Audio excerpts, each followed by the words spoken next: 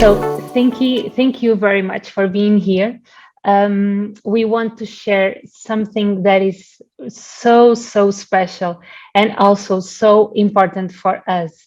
We want to introduce we want to our partners feel familiar with this brand new moment before we introduce it to the rest of the world.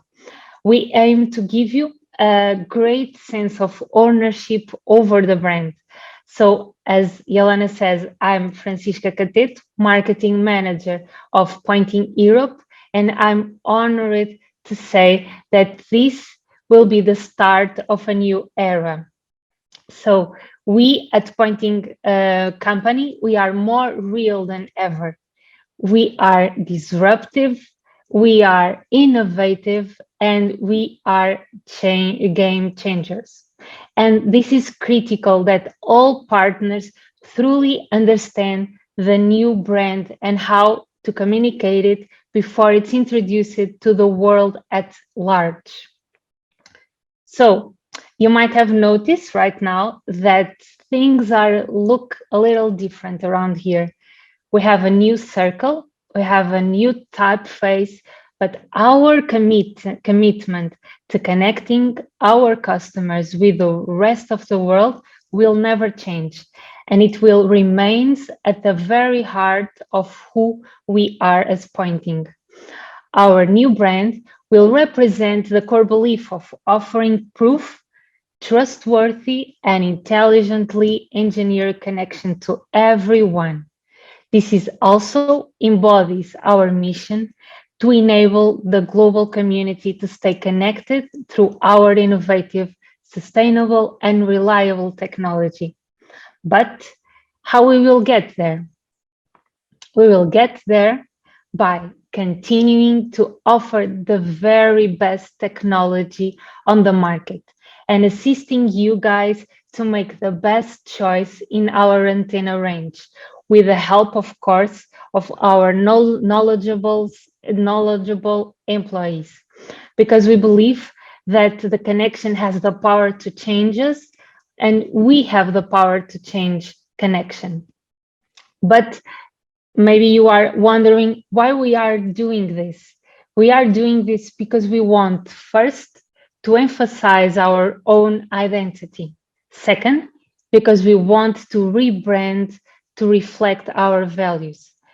And then third, we want to increase our brand awareness. So we have a clear narrative to help people understand what we are as a brand, what we stand for, and why we are so relevant. And all of this in a way that sounds like a really storytelling. And you will see by the Andrew speech.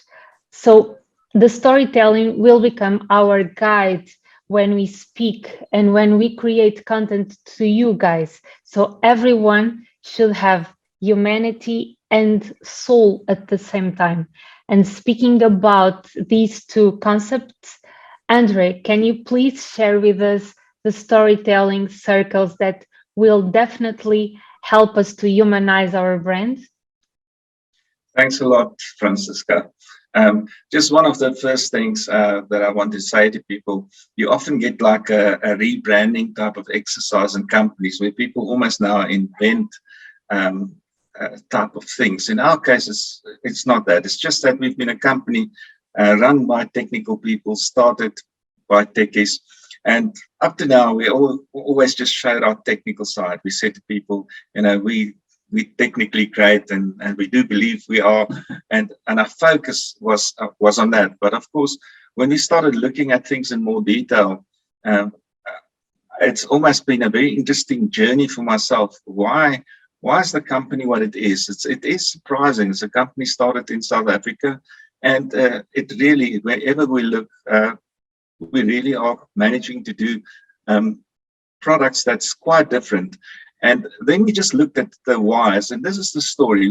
We do believe that there's much more to Poynting than those technical aspects.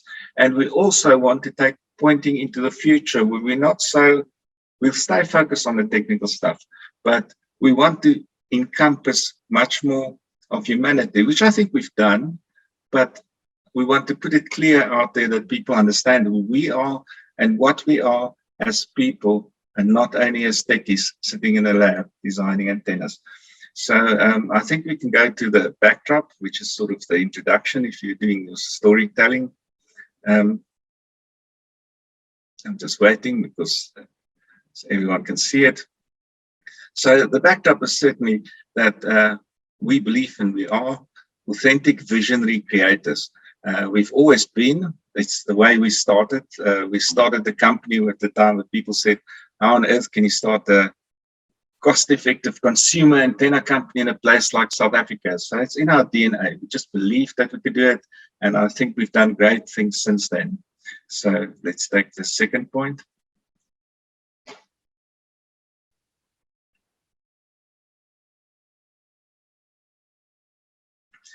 Here we're saying we side with innovators, and I suppose innovation is just so key.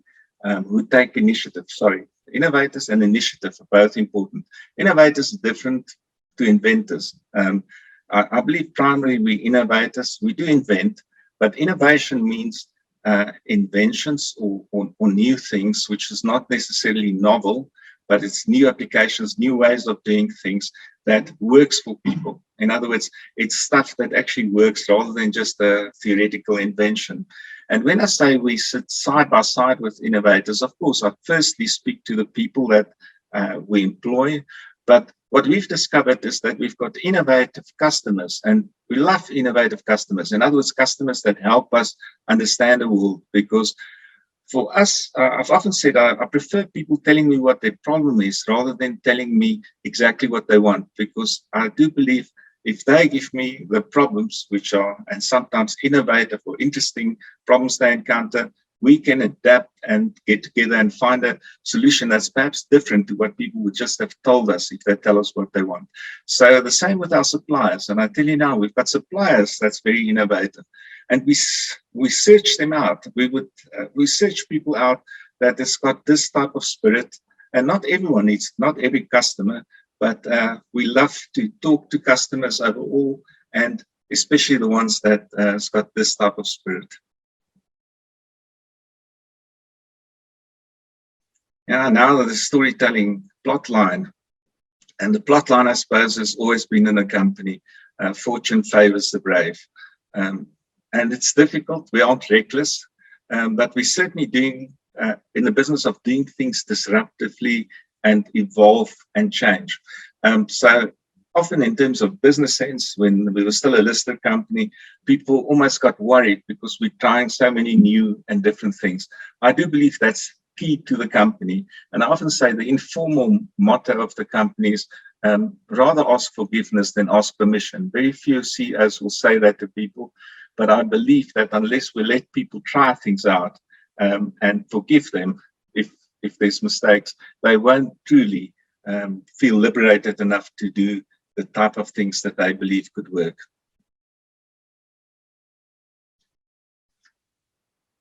So the Poynting people, and Poynting people, by the way, over time, and I've been with the company now a long time, you'd find some very good people in terms of CVs, but just don't fit into the company, because we do find that the company is very non-hierarchical, and we want people to go into a piece of work and almost find their own way of doing it. Sometimes very awkward for people, but we found, for example, now with COVID, when we worked offline, the company had its best 2 years ever. And I believe it's that culture that we've got where people work on own initiative and not with someone sitting looking over their shoulders. So they find their own problems, they solve their own problems, they collaborate with everyone. And I think one of our biggest aims in going forward is really to become a global company. We do at the moment export about 80 to 85% of our products, but we really want to become global, the European office, the USA office, and we're hoping to start some other regional offices and even start moving some of our R&D international. So we want to be part of the global community, not just a South African company selling the products globally.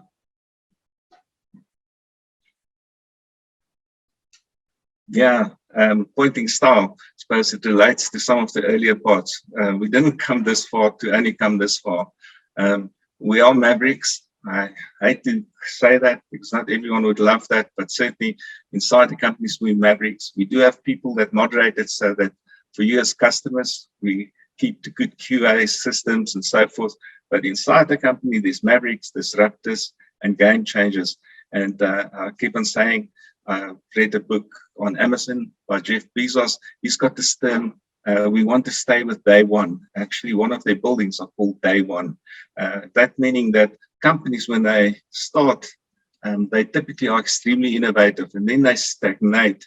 And it's that urge to stay in that day one. In other words, to stay in that innovative spirit of always starting doing the next new thing rather than just stabilizing and now you're doing well and start to get formal in the normal sense. That's also why we keep the company non-hierarchical and keep the freedom for everyone to do things. Yeah, the strategic positioning. And at first for me, it was it was a mental thing because we said making wireless happen.